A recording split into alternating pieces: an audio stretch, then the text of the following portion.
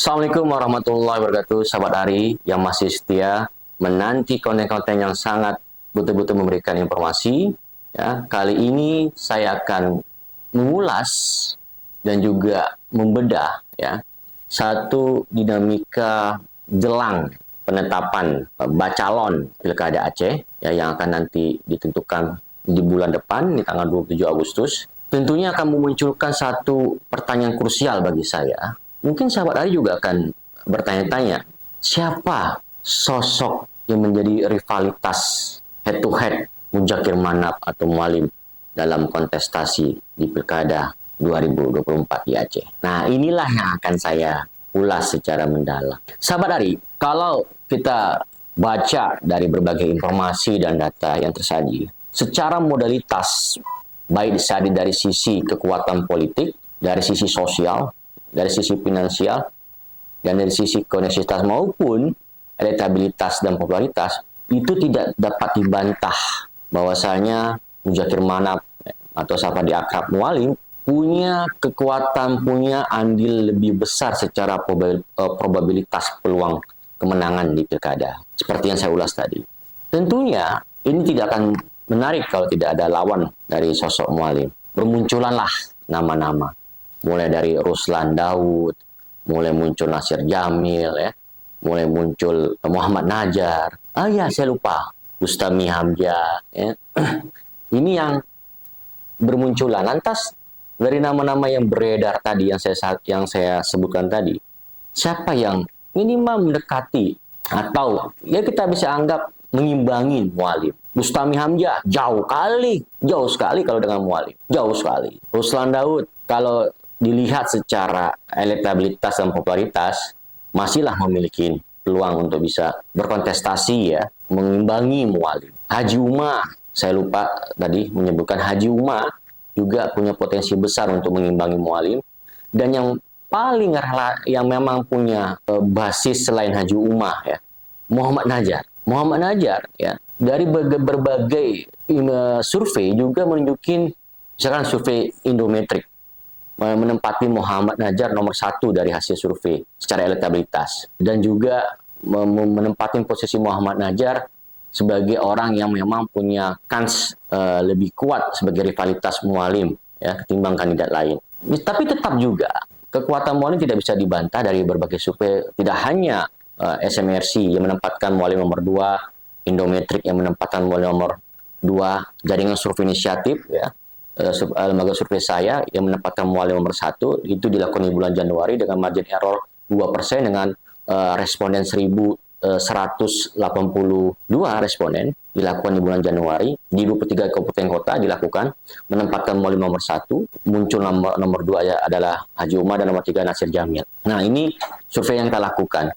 Nah, di situ kita bisa baca, bisa kita simpulkan bahwasanya Mualim punya kekuatan yang besar dibandingkan dengan kandidat lain. Maka tidak salah Gerindra, Demokrat, dan PKS memberikan dukungan kepada Mualim. Nah, kembali lagi kita ulas tentang rivalitas Mualim. Kalau dilihat dari sisi tadi saya katakan Muhammad Najar punya kans lebih besar, tentunya ini tidak sembarangan. Kenapa? Karena dia sudah punya basis grassroots yang dilakukan sebagai sosok yang punya andil besar, membuat gerakan besar pada saat referendum, dan juga punya kans besar untuk bagaimana dalam tanda kutip menggerakkan massa walaupun sudah tidak menjabat sebagai wagub, tetap terpelihara, tetap berjalan dengan bagaimana membentuk partai Sira dan lain-lain. Nah, tetapi juga tidak menutup kemungkinan ketika manakala Ruslan Daud juga menjadi andil besar menjadi rivalitas Mualim ketika dihadapi pada misalkan paket pasangan dari Ruslan Daud. Apakah nanti paket pasangan Ruslan Daud adalah orang yang punya kans besar mempengaruhi elektabilitas keduanya sehingga membuat posisi Mualim di bawah mereka. Makanya kunci pada saat pilkada nanti terletak pada sosok wakil gubernur siapa. Nah, kalau kita lihat bukan ada Haji Uma, ada TM Nurlif, ada Eliza, ada Tusok. Ini sosok-sosok yang memang punya kans besar sebagai wakil gubernur yang akan bisa berdampingan dengan kandidat-kandidat yang memang akan memakai, akan ya artinya berharmoni, ya akan bersinergi dengan mereka-mereka ketika nanti di Pilkada 2024. Sahabat Ari, penekanan saya ketika kita membahas tentang rivalitas dan lawan berat dari Mualim, ya, saya ingin tegaskan bahwa dalam dimensi kekuasaan hari ini yang punya korelasi dengan elit kekuasaan pemenang itu Mualim. Tetapi juga ada dalam dimensi yang lain ketika umpamanya Nasdem mengusung kandidat tertentu, ya, dia juga punya dimensi yang kuat di dalam konstelasi politik di Aceh karena suara yang juga signifikan karena pengaruh efek ekor jas ketika Pilpres yang lalu.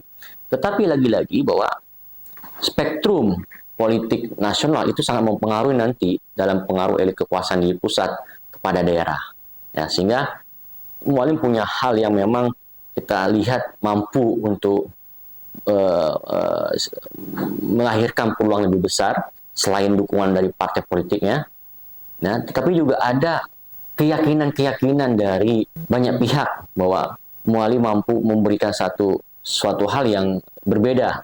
Nah, tentunya perbedaan ini juga harus disiasati dengan menghadirkan ya satu tindakan nyata dari Mualim yang bisa membedakan dengan pendahulu sebelumnya agar Aceh menjadi lebih baik ke depannya di tangan beliau ketika umpamanya dia terpilih, ataupun kandidat lain yang punya potensi kans besar seperti Ruslan ataupun seperti umpamanya Nasir Jamil atau Haji Umar ataupun Bustami sekalipun, ya. Tentunya siapapun ya orang yang akan menjadi gubernur pastinya memiliki orientasi untuk membawa suatu perubahan, membuat satu pembaharuan bagi kebaikan Aceh dari sisi kesejahteraan, pembangunan, dan pelayanan publik. Sahabat Ari, ada hal yang memang penting juga kita harus bahas di dalam monolog saya kali ini tentang rivalitas atau siapa lawan berat Mualim. Ketika kita hadapin sosok Mualim itu bisa memiliki rivalitas ketika lawannya memiliki modal yang kuat, lawannya memiliki tim yang kuat, strategi yang jitu, lawannya juga memiliki kedekatan dengan grassroots. Artinya bahwa kedekatan dengan grassroots ini juga secara intensitas itu menjadi peluangnya semakin besar. Kenapa saya katakan bahwa mepet waktu yang sangat minim, kalau tidak tersistem, kalau tidak terukur, kalau tidak memiliki output yang jelas dan berdampak, maka bisa dipastikan orang tersebut akan kalah dalam kontestasi di Pilkada 2024. Nah,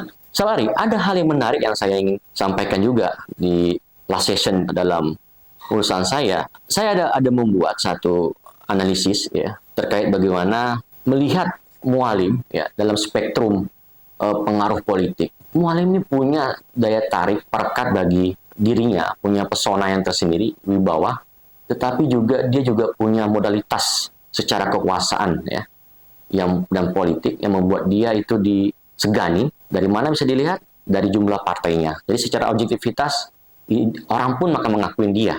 Dan tapi juga harus dipahami bahwa ada masalah-masalah krusial ketika umpamanya Mualim bisa kalah selain dari yang saya sebutkan modal, strategi, ya, tim, ya, dengan kasus-kasus yang memang diarahkan ke dirinya, seperti kasus-kasus 650M, seperti kasus-kasus Sabang ataupun kasus yang ditarik-tarik ke dalam arena BRA yang menjadi polemik. Jadi menurut saya keberadaan Mualim ya, dalam ulasan analisis yang saya turunkan di Dialeksis ya, ketika diwawancara oleh wartawan ya dari Dialeksis ya Alvinora ya, saya mengatakan bahwa selain dari kekuatan politik, kecakapan dan juga kemampuan komunikasi politik Mualim yang mampu meyakinkan partai nasional, ada sisi yang berbeda yang bisa kita lihat bahwa Mualim punya ikatan emosional dengan partai-partai pengusung.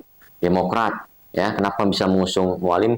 Juga selain punya kedekatan emosional karena pengaruh SBY-nya dan juga pengaruh ikatan-ikatan secara hubungan relasi, termasuk dengan Prabowo juga Gerindranya. Apalagi dengan PKS yang sangat dianggap partai yang memiliki loyalitas ya. Jadi kalau kita lihat partai yang punya loyalitas bersama PA ya, itu PKS dari rekam jejak ya. Jadi PKS punya nilai loyalitas yang besar ya dibandingkan dengan partai lain umpamanya ya.